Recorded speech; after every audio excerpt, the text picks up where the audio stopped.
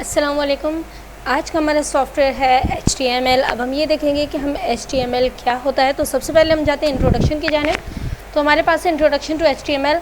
HTML hypertext markup language, यानी HTML का अगर मैं फुल फॉर्म देखूँगी तो वो है मेरे पास hyper text markup language.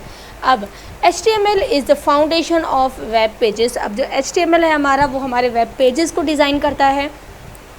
It uses tags to structure content and attributes to provide additional information about those tags। अच्छा, वेब पेजेस कौन से होते हैं? अब वेब पेजेस कौन से होते हैं जिनमें हम, जैसे फॉर एग्जांपल मैं यूट्यूब की बात कर रही हूँ, तो यूट्यूब में मैं एक वीडियो खोलूँगी तो उसके बाद मुझे दूसरी के सजेशंस आना शुरू हो जाते हैं, फिर दूसरी खोलूँ तो तीसरे के सजेशंस आना शुरू, यानी पेजेस डिफरेंट ओपन होते रहते हैं। तो ये जो डिफरेंट स्लाइड्स ओपन होती रहती है, डिफरेंट पेजेस ओपन होते रहते हैं, वो मेरे वेब पेजेस होते हैं। ठीक है, उसके बाद हमारे पास कह रहा है कि it uses tags to structure content and attribute to provide additional information about those tags.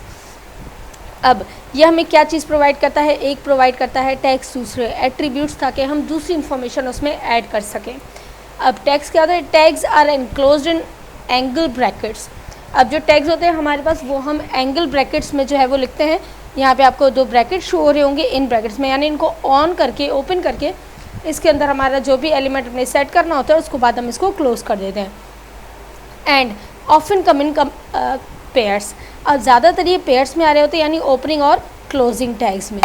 ठीक है, उसके बाद अब क्लोजिंग टैग कैसा होता है? क्लोजिंग टैग क्या होता है? जैसे आपने यहाँ पे ये ओपन किया है इसको, इसी तरह यहाँ पे आप इसको जो है वो स्लैश लगा के और क्लोज कर देंगे। फॉर एग्जाम्पल यहाँ पे मैंने ऊपर जो यहाँ पे मैंने लिख दिया था बॉडी, तो अगर मैं नीचे आऊँ तो जब मैं इसको करूँगी क्लोज़, एक सेकेंड, तो जब मैं इसको करूँगी क्लोज़, तो मैं क्लोज़ कुछ इस तरह करूँगी। ठीक है, तो ये हमारा जो होता है वो होता है हमारा क्लोजिंग टैग, ये होता है हमारा ओपनिंग टैग। यानी कोई भी टैग अगर हम ओपन करेंगे तो उसको क्लोज हम किस तरह करेंगे? स्लैश लगा के। ठीक, तो ये हमने देखा हमारे ओपनिंग एंड क्लोजिंग टैग कैसे होते हैं। उसके बाद है हमारे पास यहाँ पे एट्रीब्यूट्स ऑफ प्लेस। अब हमने टैग्स के बारे में तो पढ़ लिया, अब हम पढ़ेंगे एट्रीब्यूट्स के बारे में। अब ये क्या होती हैं? Attributes are placed within the opening tag and provide specific detail about the element. अब जो हमने ये ओपन किया, ये टैग था, इसके अंदर जो हमने बॉडी लिखी वो हमारा एट्रीब्यूट था। ठीक हो गया। उसके बाद है हमारे पास HTML स्ट्रक्चर। अब बेसिक स्ट्रक्चर हम देखेंगे कि HTML का बेसिक स्ट्रक्चर कैसा होता है। तो बेसिक स्ट्रक्चर है हमारे पास, सबसे पहले हमारे पास आता है डॉक टाइप। अब डॉक टाइप क्या आता है? डॉक टाइप हमें बताता है कि ये HTML का वर्जन 5 है। फिर आता है हमारे पास HTML। HTML में हम क्या करते हैं? ये तो हमें पता चल गया कि हम जो यूज़ करें वो HTML है, लेकिन हम किस लैंग्वेज में यूज़ करें, इंग्लिश, हमें ये बता देता है। फिर हमारे पास है हेड। अब हेड में क्या करते हो आप? हेड में आप CSS या फिर जावा की स्टाइलिंग वगैरह देनी होती है तो हम हेड सेक्शन में देते हैं। ठीक है, उसके बाद हमारे पास है मेटा सेट और मेटा नेम। ये क्या करता है? ये जब हम डॉक टाइप होता है तो हम इस वर्जन के थ्रू क्या चीज़ें हैं वो हमें रेकमेंड करता है। उसके बाद है हमारे पास टाइटल। अब टाइटल क्या होता है? किसी भी वेबसाइट का नाम हमारा टाइटल होता है। जैसे कि हमारे पास है गूगल, हमारे पास है यूट्यूब, ये इनके टाइटल्स है। तो ये जो टाइटल्स होते हैं हमारे, वो हमारा ब्राउज़र टैब पे हमें शो हो रहे होते हैं। फिर हमारे पास है लिंक, कि हम HTML या CSS के लिंक कैसे लगाते हैं वगैरह।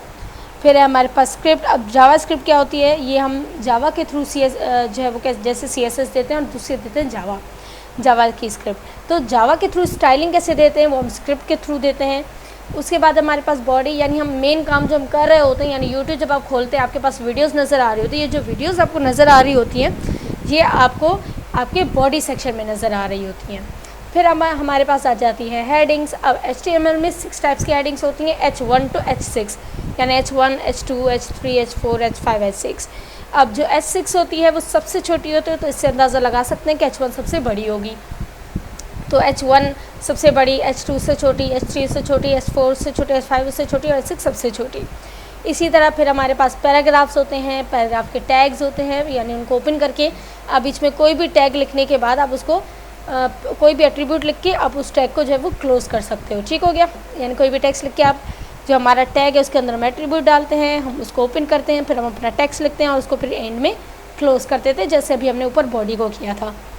उसके बाद हमारे पास एंकर टैग आता है। अब एंकर टैग क्या करता है? ये हमारा जो है वो हमें जब हम लिंक दे रहे होते हैं उसका हमें हेल्प करता है। तो क्या कर रहा है? क्रिएट्स अ हाइपरलिंक ऐड करता है। The HREF attribute specific the URL of the link. अब जो हम URL होता है जैसे www.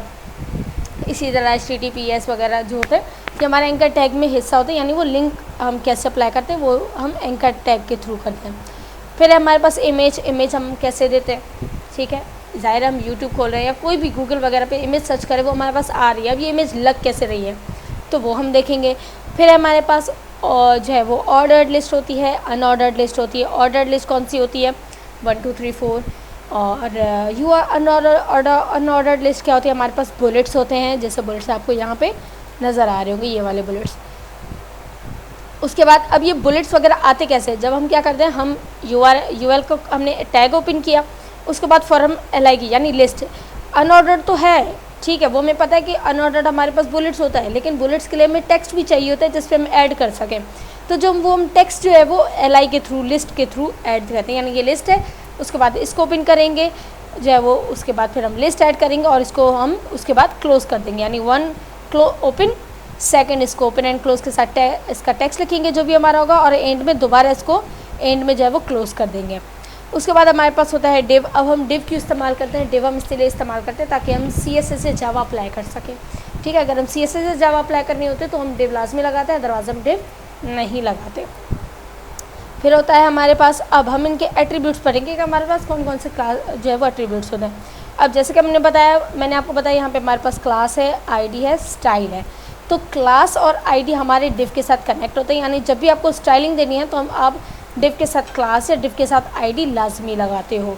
उसके बाद स्टाइलिंग है, ये हम CSS अप्लाई करते हैं इसमें, यानी किसी भी चीज़ को स्टाइल देनी हो, डिव लगाने के बाद हम हेड सेक्शन में स्टाइल अप्लाई करते हैं। फिर टाइटल मैं आपको बता चुकी हूँ, हमारा जो है वो जो ब्राउज़र टैब पे हमारा जो नेम शो होता है वो हमारा टाइटल होता है। फिर इमेज के साथ SRC हम लाजमी लगाते हैं। SRC मीन्स वो कौन सी इमेज है, किस टाइप की इमेज है, टाइप क्या है इमेज की, JPG है, PNG है, जो भी टाइप है वो हम SRC के थ्रू लगाते हैं। फिर हमारे पास है HREF। अब HREF क्या होता है, हमने जो है वो लिंक तो दिया टैग उसका किसी भी वेबसाइट का, लेकिन वो लिंक जो हम ऐड करते हैं उसमें www, HTTPS वो हम HREF के थ्रू लगाते हैं, यानी A और उसके बाद HREF जो हम लगाएंगे वो हमारा टोटल एंकर टैग इस तरह लगता है। फिर हमारे पास होता है एट्रीब्यूट। अब एट्रीब्यूट क्या होता है, ऑल्टरनेटिव टेक्स्ट। ऑल्टरनेटिव टेक्स्ट क्या होता है, अगर हमारी इमेज शो नहीं होती तो हम वहाँ पे एक टेक्स्ट शो कर देते हैं कि यहाँ पे ये वाली इमेज लगी हुई है जो आपको शो नहीं हो रही, ठीक है। हम ये नहीं लिखते कि जो आपको शो नहीं हो रही, लेकिन हम ये लिखते हैं कि जो ये ऑल्टरनेटिव टेक्स्ट है, यानी जब किसी को इमेज शो नहीं होती तो उसको एक टेक्स्ट नज़र आता है जिससे उसको ये पता चलता है कि यहाँ पे कौन सी इमेज लगी हुई हो सकती है, ठीक है। इसी तरह अब देखिए यहाँ पे हमने जो भी पढ़े, अब उनको हम यूज़ कैसे करते हैं हम वो यहाँ पे लिख लेते हैं। ये हमारे पास इमेज, पैराग्राफ, हेडिंग, इसी तरह हमारे पास डिवीजन, यानी हम देखें डिव क्लास लिए, कंटेनर ऐड किया, उसके बाद डिव को क्लोज़ कर दिए, ठीक है। इस तरह हम लगाते हैं, ज़रूर नहीं आप कंटेनर लगाएं, जिसमें आपको स्टाइलिंग देनी है आप वो नाम यहाँ लिख सकते हैं, ठीक है। उसके बाद इसकी डिस्क्रिप्शन लेके और स्टाइलिंग अप्लाई कर सकते हैं।